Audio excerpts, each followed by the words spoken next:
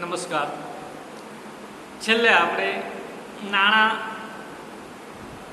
અંગેના વિચારોમાં અથવા તો નાણાં અંગેના ખ્યાલમાં નાણાં પરિમાણ સુધીની ચર્ચા કરી રહ્યા છે અને જેમાં આપણે વિનિમય સમીકરણ કે જે ફિશર દ્વારા આપવામાં આવ્યું છે તેની ચર્ચા કરતા.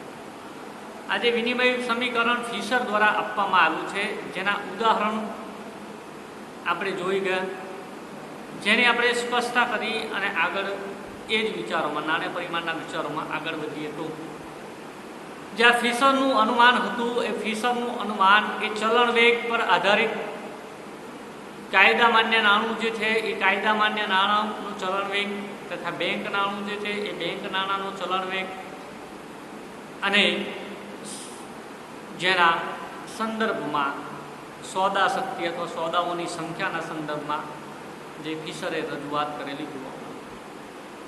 પરંતુ આ જે રજૂઆત છે એ રજૂઆતમાં અહીંયા જોઈએ તો એક ઉદાહરણ દ્વારા તેને સમજવાનો પ્રયત્ન કરીએ તો ફિશરના સમીકરણમાં એમ અને પી સિવાયના અન્ય પરિબળો સ્થિર, એમ અને પી સિવાયના અન્ય પરિબળો સ્થિર જોવા મળે છે. એમના સિવાય આપણે સંદર્ભમાં રજૂઆત કરી હતી આગળ, બરાબર છે. જે નાણાં પુરવઠો છે એ નાણાં પુરવઠાના સંદર્ભમાં રજૂઆત કરી હતી અને જે ના સંદર્ભમાં ભાવ સપાટી છે એ ભાવ સપાટીના સંદર્ભમાં પણ રજૂઆત કરેલી જોવા મળે છે. આ જે બંને સ્થિર છે એની પાછળ એમ એ કારણ છે અને પી એ પરિણામ છે. કારણ કે નાણાંના પુરવઠામાં વધારો થતો નથી માટે ભાવ સપાટીમાં પણ કોઈ ફેરફાર થતો નથી તેમ જોવા મળે છે. અને એમ બી વચ્ચે એમ અને પી વચ્ચે પ્રત્યક્ષ અથવા સપ્રમાણ સંબંધ છે તેમ કહી શકાય કે જો નાણાંના પુરવઠો કે પરિમાણમાં વધારો થાય છે તો જેને પરિણામે ભાવ સપાટીમાં પણ વધારો થાય છે એ બાબત દર્શાવે છે અને માટે બંને વચ્ચે સપ્રમાણ સંબંધ છે એમ દર્શાવવામાં આવેલું જોવા મળે છે. ઉદાહરણમાં જોઈએ તો એમ બરાબર જો 600 રૂપિયા હોય અને જો ચલણ વેગ 8 રૂપિયા હોય એટલે કે વી બરાબર 8 રૂપિયા હોય, એમ ડેશ બરાબર જે બેંક નાણું છે એ બેંક નાણું બરાબર 200 રૂપિયા હોય અને બેંક નાણાંનો ચલણ વેગ એ 10 જોવા મળતો હોય. આ જે સંદર્ભમાં ટી બરાબર ₹4600 છે તો એને ભાવ સપાટી શોધવી હોય તો એને આપણે જે સૂત્ર હતું એ સૂત્રમાં મૂકી શોધી શકીએ. સૂત્ર આ મુજબ હતું કે P is equal to M B plus M dash V dash ભાગાકારમાં ટી અથવા છેદમાં ટી. તો અહીંયા આવું જોવા મળશે કે પી ઇઝ ઇક્વલ ટુ 400 ગુણ્યા 8 પ્લસ 3200 ગુણ્યા 10 ભાગ્યા 46 અને જેનો જવાબ મળે છે ₹8. નાણાં પરિમાણના સિદ્ધાંત મુજબ જે પરિમાણનું મૂલ્ય છે એ પરિમાણનું મૂલ્ય બમણું કરવાથી ભાવ સપાટી બમણી થાય છે અને તેથી નાણાંનું મૂલ્ય ઘટીને અડધું થઈ જાય છે. અર્થતંત્રમાં નાણાં પરિમાણનું પ્રમાણ એ બમણું થાય તો એમનું પ્રમાણ એ ₹1200 થઈ જશે, 600 જે હતું એ 1200 થશે અને એમ અને એમ ડેશ વચ્ચેનો જે ગુણોત્તર છે રેશિયો એ સ્થિર રહેતો હોવાથી એમ બમણું થતાં એમ ડેશ પણ બમણું થશે એટલે કે જે બેંક નાણું છે એ બેંક નાણું પણ બમણું થાય છે અને જેને પરિણામે એ જે એમ ડેશ બરાબર 3200 રૂપિયા હતા જે 6400 થશે અને જેને કારણે ભાવ 8 રૂપિયાથી વધી 16 રૂપિયા થાય છે તેમ જોવા મળે. અર્થાત કહેવાનો મતલબ એ છે કે જે ચલણી નાણાંનો પુરવઠો છે અથવા તો એમ છે એ એમમાં વધારો થાય જેને પરિણામે બેંક નાણાંમાં પણ વધારો થાય છે. એના ચલણ વેગ દ્વારા એ જે મૂળ કિંમતમાં ભાવ સપાટીમાં વધારો કરે છે જે બાબત એ વિનિમયના સમીકરણ દ્વારા દર્શાવવાનો પ્રયત્ન કરવામાં આવ્યો છે. પરંતુ આ જે વિનિમયના સમીકરણમાં દર્શાવવામાં આવ્યું છે તેની કેટલીક મર્યાદાઓ પણ જોવા મળે છે. જ્યાં ફિશરનું નાણાં પરિમાણનો સિદ્ધાંત છે એ સમજાવવા માટે વિનિમયનું સમીકરણ રજૂ થયું છે જેની કેટલીક મર્યાદાઓ છે અને જે મર્યાદાઓ જોઈએ તો આ મુજબ કહી શકાય કે જે વાસ્તવિક પરિસ્થિતિ છે એનાથી આ વેગળા અનુમાન જોવા મળે છે, અથવા તો વાસ્તવિક પરિસ્થિતિથી દૂરની બાબતોનો ઉલ્લેખ જોવા મળે છે. ફિશરે જે આ સમીકરણ આપ્યું છે એ સમીકરણને લગતા જે અનુમાનો કર્યા છે તે વાસ્તવિક નથી, કારણ કે પી કારણ નહીં પરંતુ પરિણામ છે. જે ભાવ સપાટી છે એ કારણ નહીં પરંતુ પરિણામ છે. પીના સમીકરણના અન્ય પદો પર અસર થતી નથી, પીથી અન્ય પરબળો પર અસર થતી નથી. જે પરસ્પર સ્વતંત્ર નહીં પરંતુ પરસ્પર અવલંબી જોવા મળે છે. આમ અર્થતંત્રમાં આ બાબત એ ખોટી સાબિત થાય. અને વાસ્તવમાં જોઈએ તો પૂર્ણ રોજગારીની પરિસ્થિતિ પણ જોવા મળતી નથી. તેથી નાણાં પરિમાણમાં વધારો કરતાં ઉત્પાદન વધે છે. તેથી સોદાઓની સંખ્યા એટલે કે ટીમાં વધારો થાય છે. ચલણ વેગને અસર કરતા પરિબળો પણ સ્થિર છે એવું જોવા મળતું નથી. તેથી વી પણ સ્થિર રહેતું નથી. તેજી વખતે વી વધી જાય છે તો મંદી વખતે ચલણ વેગમાં ઘટાડો પણ થાય છે. પ્રથમ વિશ્વયુદ્ધ બાદ જર્મનીમાં નાણાંના પુરવઠામાં પરિમાણમાં એમમાં વધારો કરતા તેના ચલણ માર્કનું, જે તે જર્મનીનું ચલણ માર્ક છે એનું ચલણ વેગ એ ખૂબ જ ઝડપથી વધી ગયો હતો. અને આમ લોકોએ જે નાણાંનો સંગ્રહ નહોતો એ વધતા એમાં ખૂબ ઘટાડો પણ થયો. આમ નાણાં અંગેનો આ જે ખ્યાલ છે એ વાસ્તવિક પરિસ્થિતિથી વેગળા અનુમાનો દર્શાવતો જોવા મળે. બીજું કહીએ તો અસમાન પદોનો અયોગ્ય ગુણાકાર. આજે એમણે ગુણાકાર દર્શાવ્યો છે એ અસમાન પદો વચ્ચેનો જોવા મળે છે, અને જે ગુણાકાર અયોગ્ય છે એમ કહેવામાં આવે છે. Professor G.N. હમ નામના અર્થશાસ્ત્રીય સમીકરણને વધુ પડતું મહત્વ આપવા માટે લાલ બત્તી ધરતા જણાવે છે કે કોઈ પણ હિસાબે વિનિમયનું સમીકરણ અતિ મૂલ્યાંકન ન કરવું જોઈએ, નહીં તો આપણે મુશ્કેલીમાં ફસાઈ જઈશું. આપણે નોંધવું જોઈએ કે એમના સંદર્ભમાં ચોક્કસ સમય બિંદુ સાથે ધરાવે છે, જ્યારે સમયના અમુક નિશ્ચિત ગાળા દરમિયાન જે તે સમયે વી કેટલી છે તે ધારણા કરવી પણ થોડી અસ્પષ્ટતા દર્શાવતી જોવા મળે. ત્રીજી મર્યાદા જોઈએ તો સ્વયં સિદ્ધ સત્ય. જે સમીકરણ છે એમ દર્શાવ્યું કે સમાજ જે નાણું ખર્ચે છે તે બધી જ ચીજોના ભાવ સરવાળા બરાબર હોય છે, પરંતુ આ બાબત સ્વયં સિદ્ધ રીતે જોઈએ તો હકીકતમાં જોઈએ તો તેના આ પ્રકારનું સમીકરણ રચીને વિસ્તૃત હકીકતોને સંક્ષિપ્તમાં મૂકવાનું જે કાર્ય છે એ શક્ય નથી જોવા. કારણ કે જરૂરિયાતો કે આ જે માંગ છે, જે નાણું ખર્ચાય છે એ બહુ વિસ્તૃત પ્રમાણમાં વિસ્તૃત વસ્તુઓની માંગના સંદર્ભમાં જોવા મળે, અને જેથી આ પણ એની એક મર્યાદા તરીકે ગણવામાં આવે છે. આ સાથે સાથે જો એની મર્યાદામાં જોઈએ તો અહીંયા મહત્ત્વના જે પરિબળો છે એ મહત્ત્વના પરિબળોની ઉપેક્ષા કરવામાં આવી છે, અવગણના કરવામાં આવેલી જોવા મળે છે. આ અવગણનાના સંદર્ભમાં પ્રોફેસર એલેક કેઇનક્રોસના મત મુજબ ફિશરનું આ જે સમીકરણ છે એ ભાવ સપાટી નાણાં પરિમાણ પર પ્રત્યક્ષ આધાર રાખે છે એવું સરળતાથી સૂચવાયું છે અથવા તો બતાવાયું છે, પરંતુ તે યોગ્ય નથી. કેમ કે ભાવ સપાટીનો આધાર એ માત્ર સમીકરણના પદ પર નહીં પરંતુ વસ્તી, મજૂરોની કાર્યક્ષમતા, જે મળતરના નિયમો છે એ મળતરના નિયમો, લોકોની રોકડ પસંદગી વગેરે જે બિનમાનવીય પરિબળો છે કે બિન નાણાકીય પરિબળો છે એના પર આધારિત જોવા મળે છે. એટલે કે માનવીય પરિબળો પર આધારિત જોવા મળે છે, બિન નાણાકીય પરિબળો પર પણ આધારિત જોવા મળે છે, કે જેના કારણે પણ આને અસર થતી હોય એવું જોવા મળે છે. દાખલા તરીકે ઘટતા મળતરનો નિયમ અમલમાં હશે તો નાણાંનું પ્રમાણ નહીં વધવા છતાં એના ભાવો વધશે. આપણા દેશમાં થઈ રહેલા ભાવો વધારા માટે અને જે બધી મુશ્કેલીઓના મૂળભૂત કારણ માટે વસ્તી વધારો જવાબદાર નથી, પરંતુ ફિશરના મત પ્રમાણે આ મર્યાદા પ્રત્યે તેઓ જાગૃતતા ધરાવતા હતા. તે અંગેના કોઈ સ્પષ્ટતા જોવા મળતી નથી. ઉદ્યોગોનું વિવિધીકરણ, વાહન વ્યવહાર સગવડ, જે માનવ જરૂરિયાતોની ભિન્નતા છે, આ બાબતમાં એમણે કોઈ સ્પષ્ટતા કે ચોક્કસ બાબત દર્શાવેલ જોવા મળતી નથી. આ સાથે સાથે પી અને ટી ભાવ સપાટી અને ટી જે સોદાઓની સંખ્યા છે જે સૂચવે છે એ સંદર્ભમાં પણ વાસ્તવ પરિસ્થિતિનો વિચાર કરવામાં આવ્યો નથી. જુદા જુદા જૂથોની ભાવ સપાટી એ ચોક્કસ વસ્તુઓનો સમાવેશ દર્શાવતી જોવા મળે. ચોક્કસ વસ્તુઓના સમાવેશ કરતાં જુદા જુદા જૂથોની ભાવ સપાટી અગત્યની છે.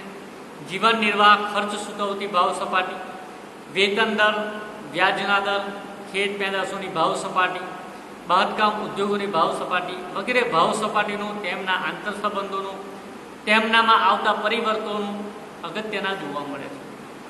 આપણે બધી જ વસ્તુઓ અને વિનિમયના સંદર્ભમાં પી મૂકવાનો પ્રયત્ન કરીએ તો અનુમાનો ખોટા પણ સાબિત થાય, જે બાબત અંગે કોઈ સ્પષ્ટતા જોવા મળતી નથી. આમ આ પણ એક એની મર્યાદાના સ્વરૂપમાં રજૂ કરી શકાય. જે ફિશરે સોદા શક્તિની વાત કરી છે એ સોદાઓના સંદર્ભમાં જે ટી છે એ બધા જ પ્રકારના નાણાકીય સોદા સૂચવે છે.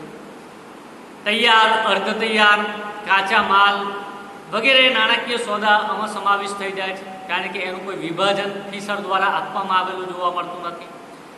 દાખલા તરીકે રૂ, સૂતર, કાપડ વગેરે બધી વસ્તુઓના નાણાકીય સોદા જો ટીમાં સમાવેશ થાય તો આમ પ્રોફેસર ફિશરનું ટી એ અતિ વ્યાપ્ત જોવા મળે છે. જો નાણાંની ખરીદ શક્તિનું સાચું મૂલ્ય જાણવું હોય તો માત્ર તૈયાર ચીજ વસ્તુઓ જેને પ્રતિકાત્મક રૂપ રીતે ક્યુથી ઓળખાવી શકાય, જે બાબત ટીમાં સમાવેશ કરવો જોઈએ. આપણે સામાન્ય ભાવ સપાટીને બદલે વિભાગીય ભાવ સપાટીનો વિચાર કરીએ તો ટી માત્ર તૈયાર વસ્તુઓનો જ નિર્દેશ કરે છે. એમમાં વસ્તુઓ અને સેવાઓ માટેના જે નાણાકીય બાબતો છે એનો સમાવેશ થાય છે. ધંધાકીય હેતુ અને મૂડીરોકાણ માટે સંગ્રહવામાં આવેલા નાણાંનો સમાવેશ થાય છે. આમ આ જે બાબતો અંગેની જે સ્પષ્ટતા છે એ સ્પષ્ટતા કરવામાં આવેલી જોવા મળતી નથી, અને જે પણ એની એક મર્યાદા તરીકે દર્શાવી શકાય. અહીંયા ગતિશીલતાની હાજરી પણ નોંધપાત્ર બાબત જોવા મળે છે.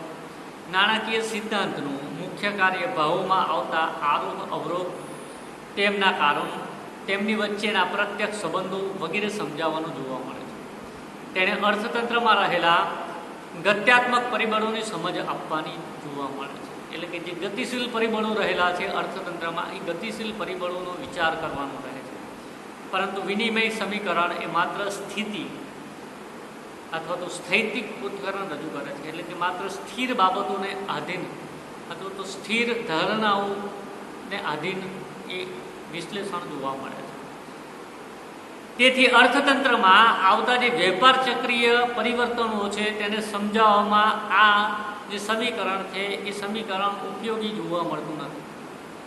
આ અંગે ટીકા કરતા પ્રોફેસર કેઇન્સ કહે છે કે નાણાકીય સિદ્ધાંતનું મુખ્ય કાર્ય એ નાણું અને લેવડ દેવડમાં જે સોદાઓ સંબંધી આંકડાઓનું સમીકરણ રજૂ કરવાનું નથી, પરંતુ તેનું મુખ્ય કાર્ય એ ભાવ સપાટી નક્કી કરવામાં કયા પ્રકારના પરિબળો સક્રિય હોય છે, કયા પરિબળો દ્વારા ભાવ સપાટી નક્કી કરાય છે, અને સમતુલાની એક સ્થિતિમાંથી સમતુલાની બીજી સ્થિતિએ જતી વખતે અથવા તો સંક્રમણ કેવી રીતે થાય છે તે બાબત એ આ પૃથ્થકરણ દ્વારા નાણાં પરિમાણના સિદ્ધાંત દ્વારા સમજાવવાનું જોઈએ, જેવી હિમાયત કરેલી અથવા તો જેવી એમણે રજૂઆત કરેલી જોવા મળે છે. આ ઉપરાંત લાંબા ગાળાની ઘટનાની બાબતમાં જે ફિશરનું સમીકરણ છે એ પદો ટૂંકા ગાળામાં સ્થિર ધારવામાં આવેલા છે, પરંતુ વાસ્તવમાં જોઈએ તો આ પરિબળો ટૂંકા ગાળામાં જ અસ્થિર જોવા મળે. લાંબે ગાળે અથવા તો સંક્રાંતિ ગાળે સ્થિર થાય એ બાબતનો આપણને ખ્યાલ જોવા મળે છે.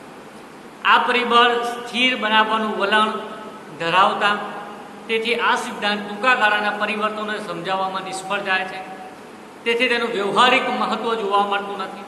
આ અંગે ક્રાઉથર નામના અર્થશાસ્ત્રી જણાવે છે કે ઘણું કરીને નાણાં પરિમાણ વિશે આપણે એટલું કહી શકીએ કે નાણાંના પ્રવર્તમાન જથ્થાની ભાવ સપાટી પર આગળ પડતી અસર સરેરાશ લાંબે ગાળે થતી જોઈ શકાય છે, પરંતુ વેપાર ચક્રમાં જે ટૂંકા ગાળામાં પરિવર્તનો આવે છે એ ટૂંકા ગાળાના પરિવર્તનો દરમિયાન એમાં શું ફેરફાર થાય છે તે અંગે કોઈ સ્પષ્ટતા જોવા મળતી નથી, અથવા તો તેમાં કોઈ ઉલ્લેખ જોવા મળતું નથી. વાસ્તવિક ઉદાહરણો સમર્થનોનો અભાવ જોવા મળે છે. દુનિયામાં આર્થિક ઇતિહાસની તેજી મંદીની ઘટનાઓ આ સિદ્ધાંતનું સમર્થન આપતી નથી. દાખલા તરીકે જર્મનીમાં ઈસવીસન 1923માં આત્યંતિક ફુગાવો સર્જાયો હતો. માર્કનો જે ચલણ વેગ છે, માર્ક એ જર્મનીનું ચલણ, અને એનો જે ચલણ વેગ છે એટલો બધો વધી ગયો હતો કે નાણાં પરિમાણમાં વૃદ્ધિ કરતાં પણ ભાવ સપાટી ઊંચી ગઈ હતી. તેથી એવી જ રીતે 1930ની મહામંદીને સંદર્ભમાં અમેરિકન અર્થતંત્રને બેઠું કરવામાં ફેડરલ રિઝર્વ સિસ્ટમ એ નાણાં પરિમાણ વધાર્યું હતું. છતાં પણ ભાવો વધવાને બદલે ઘટ્યા હતા, કેમ કે ચલણ વેગમાં ખૂબ જ ઘટાડો થયો હતો. અને આપણે આગળ નોંધ્યું તેમ બિન તરસ્યો અશ્વ પાણી પીને સૂંઘશે પણ નહીં. જો પાણીની તરસ નહીં હોય તો જે તે ઘોડો છે એ પાણીને સૂંઘશે પણ નહીં. તેવી જ રીતે આવક અને ખર્ચના સિદ્ધાંતની મુશ્કેલીઓ એ પુરસ્કર્તાઓ દ્વારા જણાવવામાં આવી છે કે નાણાં પરિમાણ પર ધ્યાન કેન્દ્રિત કરીને સમગ્ર પ્રશ્નને ખોટી રીતે ચકાસવામાં આવ્યો છે. નાણાંના પુરવઠાને મહત્ત્વ આપવાને બદલે વ્યક્તિઓની માંગ શા માટે કરે છે, નાણાંનો સંગ્રહ શા માટે કરે છે, અસંગ્રહ શા માટે થાય છે, એ પ્રશ્નનો જો વિચાર કરવામાં આવે તો આ પ્રશ્નો અગત્યના છે, જે બાબત દર્શાવવામાં આવે છે. નાણાંના સામાન્ય સિદ્ધાંત સાથે સંકલનનો અભાવ જોવા મળે છે. આ સિદ્ધાંતની વધુ એક ટીકા એ જોવા મળે છે કે નાણાં મૂલ્યના જે સિદ્ધાંતો છે એ મૂલ્યના સિદ્ધાંત સાથે આ સિદ્ધાંતનો છેડો પડતો નથી, અથવા તો છેડો ફાટી ગયેલો જોવા મળે. વસ્તુની જેમ નાણાંનું મૂલ્ય પણ નાણાંની માંગ અને પુરવઠા દ્વારા નક્કી થાય છે. મૂલ્યના સામાન્ય સિદ્ધાંતમાં માંગ અને પુરવઠાના જે ઉપકરણો નાણાંનું મૂલ્ય કેવી રીતે નક્કી થાય છે તે સમજાવવા માટે શક્તિમાન છે. તેથી નાણાંની મૂલ્ય સમજવા માટે એક નવો સિદ્ધાંત રચવો ઠીક નથી, એ જરૂરી નથી, એવી પણ ટીકા થયેલી જોઈ શકાય છે. આ સિદ્ધાંતની અગત્યતાના સંદર્ભમાં ફિશરના સિદ્ધાંતમાં સંખ્યાત્મક ટીકાઓ થઈ હોવા છતાં તદ્દન નિરુપયોગી કે નિરર્થક છે એમ કહી શકાય નહીં. વાસ્તવમાં આ પરિસ્થિતિના સંદર્ભમાં વાત કરીએ તો આ સિદ્ધાંત મર્યાદિત જોવા મળે છે, પરંતુ અગત્યનો પણ એટલો જ છે. ભાવ સપાટીને અસર પહોંચાડનાર અનેક પરિબળોમાં નાણાં પરિમાણ પણ એક અગત્યનું પરિબળ છે, જેની સમજ આપે છે. તેજી અને ફુગાવા દરમિયાન ભલે નાણાકીય નીતિની અસરકારકતા ઓછી જોવા મળે છે, પરંતુ આ સંજોગોમાં નાણાં પરિમાણનું મહત્ત્વ પણ એટલું જ રહેલું જોઈ શકાય છે. બેનહામ નામના અર્થશાસ્ત્રીના મત મુજબ આ સમીકરણ ખાસ ઉપયોગી નથી, છતાં એક દ્રષ્ટિએ તેનું મૂલ્ય છે.